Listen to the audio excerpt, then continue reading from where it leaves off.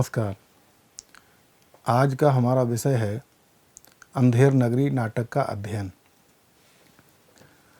अंधेर नगरी नाटक का अध्ययन हम कैसे करें, उसमें हम क्या देखें और क्या समझें, ये प्रश्न हमारे सामने सबसे पहले उपस्थित होता है।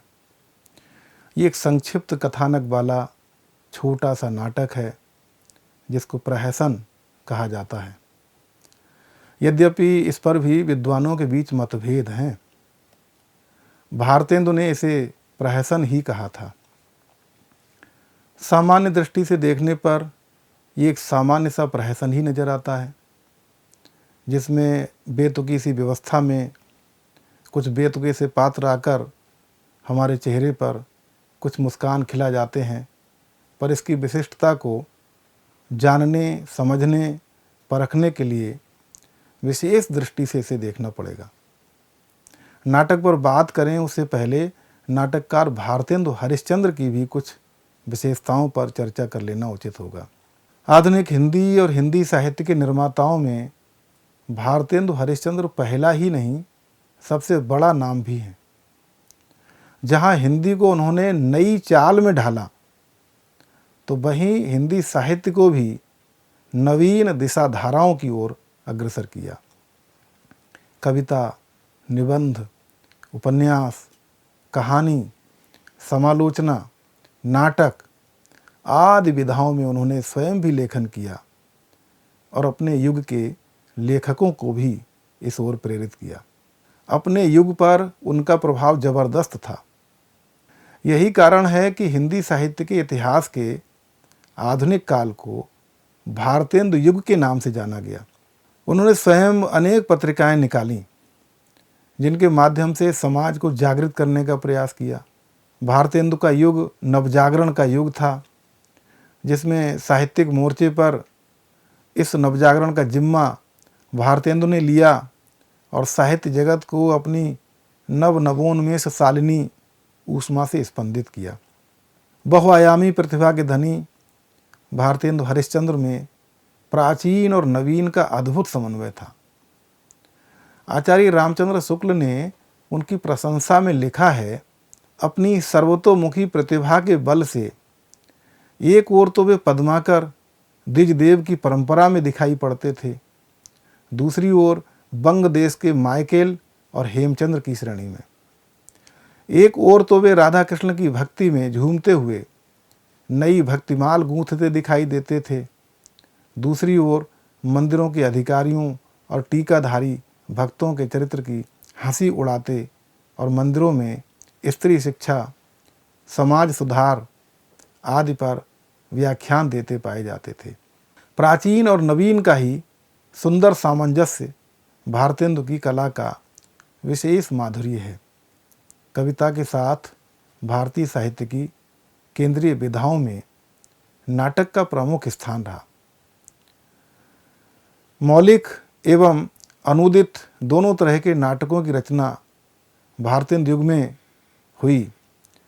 स्वयं भारतेंदु जी ने कई मौलिक एवं अनूदित नाटक लिखे, जिनकी कुल संख्या 17 बताई जाती है। हिंदी में नाटक विधा को विकसित करने में भारतेंदु का क्या योगदान है, इसको लेकर डॉक्टर गणपत चंद्र गुप्त का ये कथन देख लेना समीचीन होगा। भारतेंदु द्वारा लिखे गए नाटकों का उद्देश्य मनोरंजन के माध्यम से जन जागरण का था।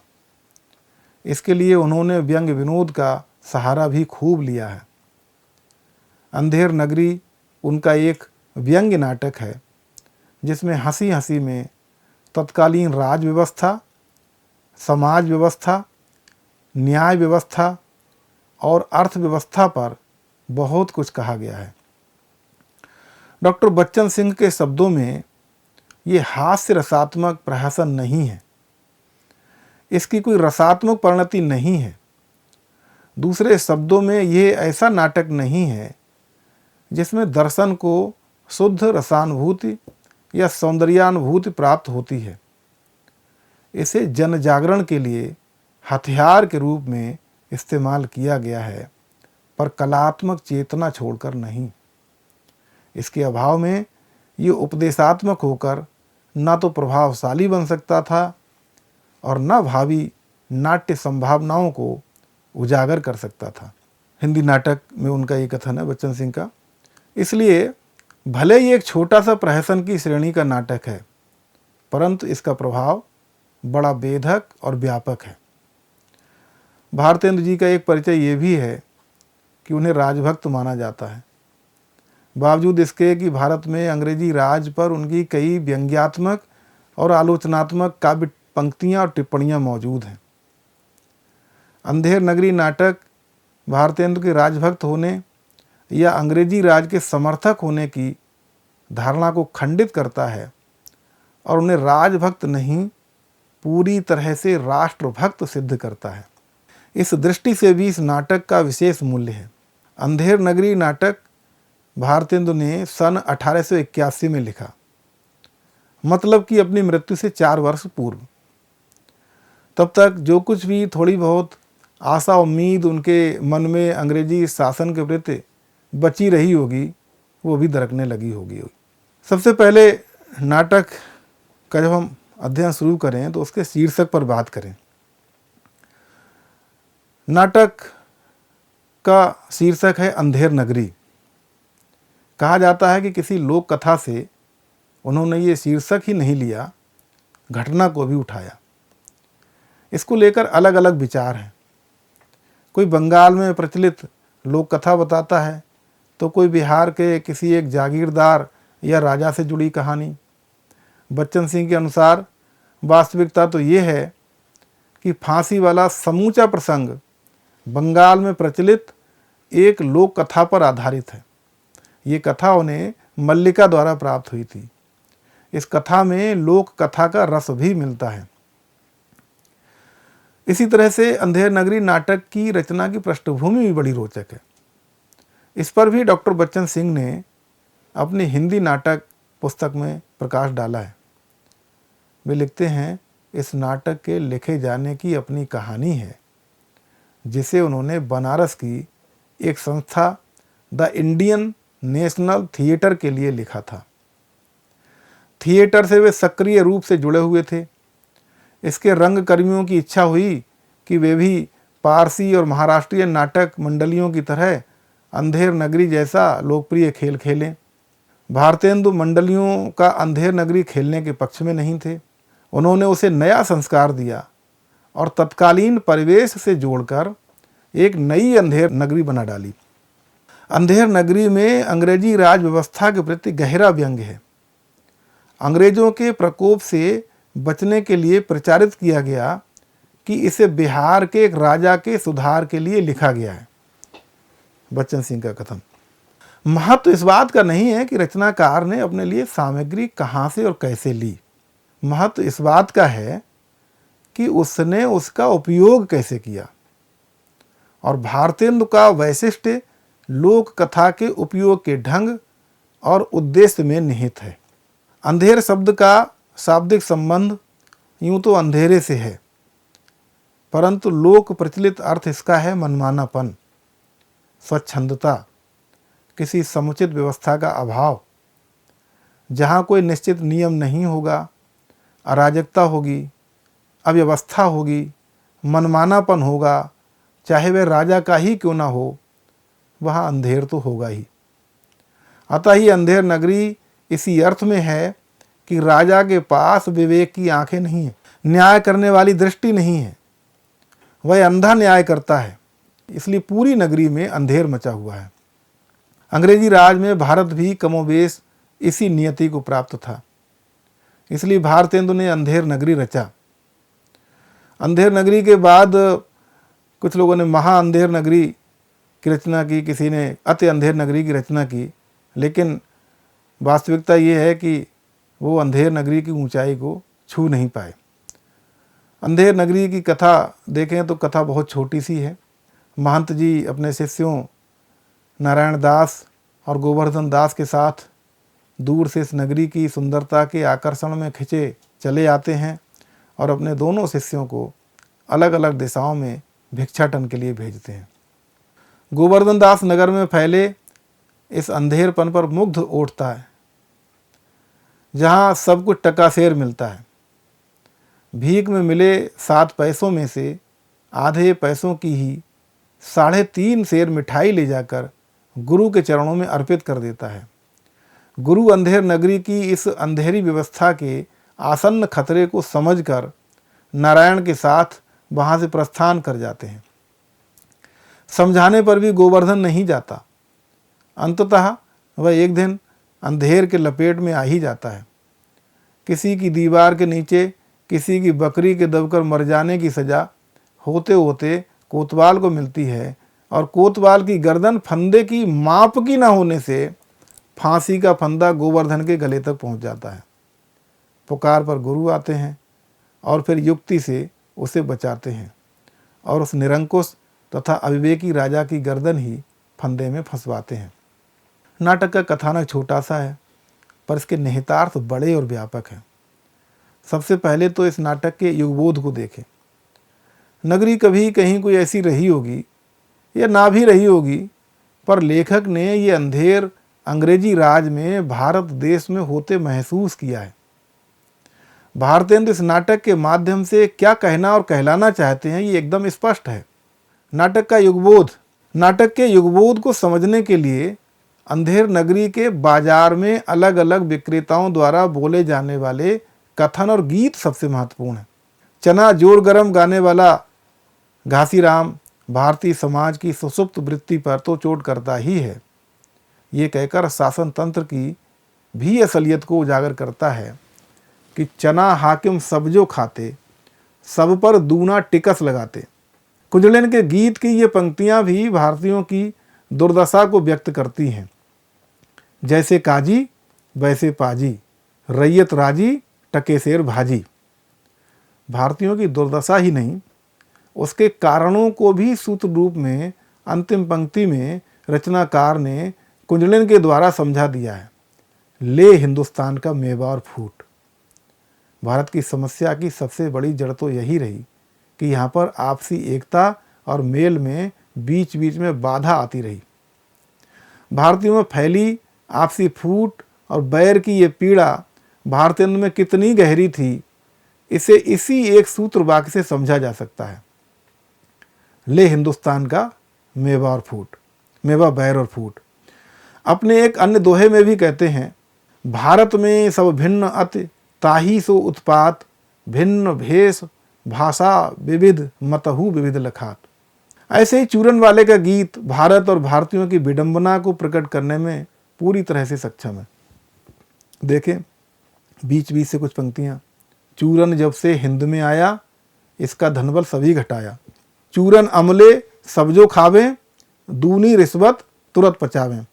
चूरन साहेब लोग जो खाता, सारा हिंद हजम कर जाता। चूरन पुलिस वाले खाते, सब कानून हजम कर जाते। जात वाला भी भारतीयों की लोभी वृत्ति को प्रकाशित करता है। इस पात्र के माध्यम से भारतेंदु जी ने अपना ईमान बेचने वाले और धर्म परिवर्तन के चक्कर में फंसते जाते भारतीयों पर भी व्यंग्य किया है। टके के वास्ते झूठ को सच करें, टके के वास्ते ब्राह्मण से मुसलमान, टके के नाते हिंदू से क्रस्तान, धम्म और प्रतिष्ठा दोनों बेचें, टके के वास्ते झूठी गवाही दें। 5वें दृश्य में तो गोवर्धन के गीत से रही सही कसर भी पूरी हो जाती है और अंग्रेजी राज का बिंब एकदम उभर कर सामने आ जाता है, जब वह तुलसीदास के कलिकाल के वर्णन की तर्ज पर स्थितियों का चित्रण करते हुए कहता है, अंधाधुंध मचो सब देशा, मानव राजा रहत विदेशा। गो द्विज श्रुति आदर नहीं होई, मानव नृपत विधर्मी कोई। राजा के विधर्मी होने और विदेश में रहने की बात से एकदम स्पष्ट है कि ये अंग्रेजी शासन पद्धति पर ही व्यंग्य है। अंग्रेज राज में भले आदमी की मुसीबत तथा कुपोषण, अभाव, शोषण और दरिद्रता की मारी प्रजा के संदर्भ में प्यादे की गोवर्धन से कही गई ये बात कितनी अर्थगर्भित है। एक तो नगर भर में राजा के न्याय के डर से कोई मुटाता ही नहीं, दूसरे और किसी को पकड़े तो वह ना जाने क्या बात बनाए कि हम ही लोगों के सिर कहीं ना गहराए। और फिर राज में साधु महात्मा इन्हीं लोगों की तो दुर्दशा है। दूसरा महत्वपूर्ण तत्व होता है नाटक का पात्र एवं चरित्र चित्रण। पात्रों की दृष्टि से देखें तो इस छोटे से नाटक में पात्रों की संख्या बड़ी है। कुछ एक पात्रों को छोड़ दें तो हर दृश्य में नए नए पात्र आते हैं और जो एक बार आ गया वह दोबारा नहीं दिखता। मुख्य पात्र महंत जी और उनके शिष्य, विशेषकर गोवर्धन दास, राजा, मंत्री और कुछ हद तक कोतवाल माने जा सकते हैं। महंत जी विवेक संपन्न आदर्श गुरु हैं, जिनके कथन गोवर्धन के साथ साथ नाटक देखने पढ़ने वाले सहृदयों के लिए भी मार्गदर्शक का काम करते हैं। जब वे कहते हैं बच्चा बहुत लोभ मत करना, तो वे केवल गोवर्धन को ही नहीं सिखा रहे होते हैं, बल्कि सभी के लिए शिक्षा दे रहे होते हैं। नारायण दास गुरु परंपरा का अनुसरण करने वाला उनका एक शिष्य है जो कि संतोषी है। गोवर्धन भी उनका शिष्य है, लेकिन ये लोभी वृत्ति रखने वाला है, जिसकी कि भोग में रुचि है। इसलिए दोनों शिष्यों के नाम भी ऐसे ही रखे गए हैं, नारायण और गोवर्धन। यहाँ तक कि जिन दिशाओं में जाने को गुरु आदेश देते हैं उनके भी निहितार्थ हैं। नारायण को पूर्व की ओर भेजते हैं और गोवर्धन को पश्चिम की ओर, जो कि सभी जानते हैं कि पूर्व त्यागवादी परंपरा और पश्चिम भोगवादी संस्कृति का प्रतीक है। गोवर्धन जो शिष्य है महंत जी का, वो विवेकानंद है, लोभी है और खंडित होती भारतीय मानसिकता का प्रतीक है। तो दूसरा शिष्य नारायण संतोषी प्रवृत्ति और गुरु के विचारों का अनुसरण करने वाला है। नारायण सुंदर भिक्षा की बात करता है तो गोवर्धन बहुत भिक्षा की बात करता है। यही पूर्व और पश्चिम की मानसिकता का अंतर है। पाश्चात्य सभ्यता एवं उपभोक्तावादी संस्कृति का बढ़ता प्रभाव भारतीय सभ्यता एवं संस्कृति के लिए अनर्थकारी है, ये संकेत भी महंत अपने दोनों शिष्यों के माध्यम से इस नाटक में देते हैं। अंधेर नगरी में पाचक वाला, कुंजलिनी जैसे पात्र भी हैं जो कि राष्ट्रीय विचारधारा से ओतप्रोत हैं एवं अपने कथनों तथा गीतों के माध्यम से जागरण का संदेश देते दिखाई पड़ते हैं। राजा तत्कालीन भारतीय विलासी राजाओं का प्रतीक है जो एकदम विवेकानंद है। राजा के द्वारा किए जाने वाले अशुद्ध और अटपटे उच्चारण तथा बार बार शब्दों को भूलना अंग्रेज हाकिमों के अंधेर की ओर संकेत करता है। मानव राजा रहित विदेशा कहकर लेखक ने इंग्लैंड में बैठकर भारत पर राज करने वाली महारानी विक्टोरिया को भी इस नाटक के माध्यम से लपेटे में ले लिया है। नाटक में मंत्री एक ऐसा पात्र है जो कुछ विवेक युक्त लगता है, परंतु उसका विवेक राजनिष्ठा के नीचे दबकर दम तोड़ने को मजबूर है। इस तरह से नाटक के सभी पात्र भले ही मनोरंजन करते दिखाई देते हैं, पर वास्तव में वे एक गहरा अर्थ संकेत भी करते हैं। नाट्य शिल्प की दृष्टि से देखें तो भारतेंदु जी ने अंधेर नगरी नाटक में भारतीय एवं पाश्चात्य दोनों शैलियों का प्रयोग किया है। डॉक्टर लक्ष्मी सागर बाटले के अनुसार भारतेंदु ने न प्राचीन भारतीय नाट्य शास्त्र के सिद्धांत ज्यों के त्यों ग्रहण कर लिए और न पाश्चात्य नाट्य शास्त्र का अनुसरण ही किया। काल और परिस्थिति के अनुसार सज्जनों की परिवर्तित रुचि को देखते हुए उन्होंने दोनों नाट्य पद्धतियों का समन्वय उपस्थित किया। उनका हिंदी साहित्य का इतिहास ग्रंथ है लक्ष्मी सागर बाटले का, उसमें ये बात कही है उन्होंने। अंधेर नगरी नाटक पर लोक शैली की नौटंकी का स्पष्ट प्रभाव परिलक्षित होता है। डॉक्टर बच्चन सिंह के अनुसार इस पर नौटंकी का स्पष्ट प्रभाव है। भाषा की नाट्य मान्यता का क्या कहना, लोकोक्तियों मुहावरों को सीधे सड़क से उठाकर नाट्य बिंब में रूपांतरित कर दिया गया है। वस्तुतः भारतेंदु ने संस्कृत नाट्य परंपरा को लोक नाट्य और पाश्चात्य रंग कल्पना से जोड़कर हिंदी रंगमंच को नया रूप दिया। सही मायने में देखा जाए तो अंधेर नगरी अपने में एक अनूठी रचना है। डॉक्टर बच्चन सिंह के अनुसार रंगमंच की दृष्टि से देखने पर कोई इसे प्रहसन और कोई हास्यरस प्रधान प्रहसन कहता है। किसी की दृष्टि में इस पर नौटंकी का प्रभाव है तो किसी की दृष्टि में लोक नाट्य का। इस तरह से किसी भी रचना को किसी सुनिश्चित सांचे पर नहीं कसा जा सकता।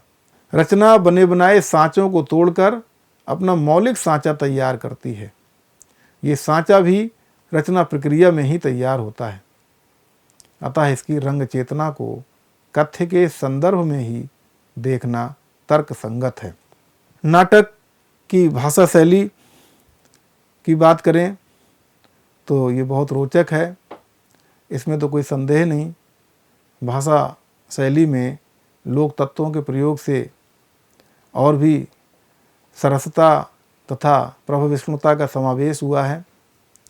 भाषा में जनसामान्य में प्रचलित शब्दों और भावों का ही अधिक प्रयोग हुआ है, जिसमें देशजता की भी पर्याप्त स्थिति है। मोयनदार, चबहा चभ, चबहा का, फालसा खिरनी, टिकोरा, न्याव आदि कुछ ऐसे शब्द हैं जो भाषा को लोकरंग तो देते हैं पर उसे कुछ दुर्बोध भी बनाते हैं। यद्यपि ऐसे शब्दों और मुहावरों की संख्या बहुत नहीं है और जहाँ है भी तो प्रसंगवशात वहाँ अर्थ समझने में कोई विशेष कठिनाई नहीं होती। नाटक में गीतों का तो प्रयोग है ही, साथ ही गद्य में भी लोक नाटकों की तर्ज पर खूब तुकबंदी बिठाई गई है।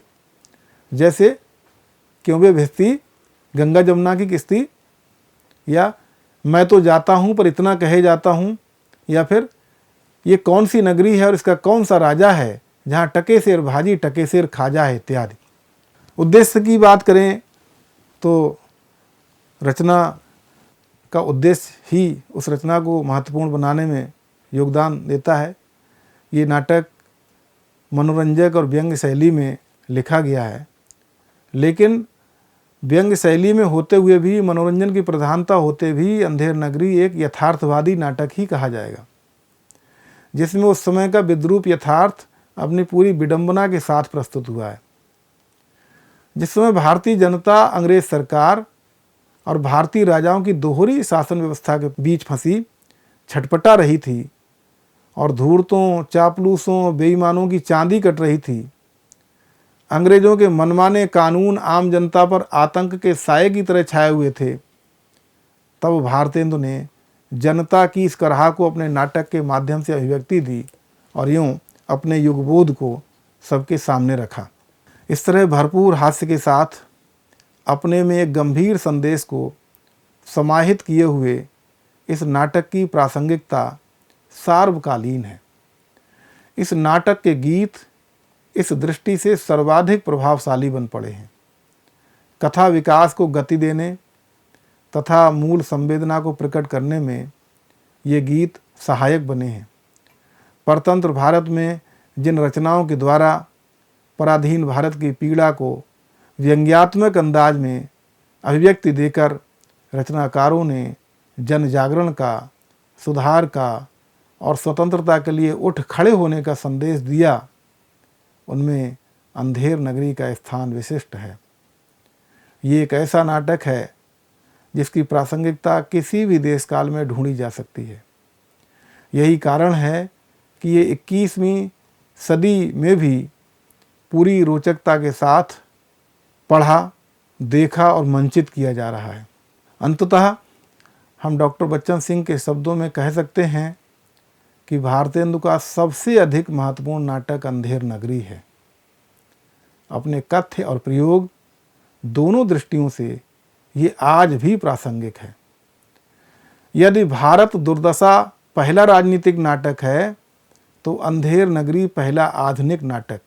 ये नाटक तत्कालीन शासन व्यवस्था पर अत्यंत तीखा व्यंग्य है, जो नाटक की पूरी संरचना में घुल मिल गया है।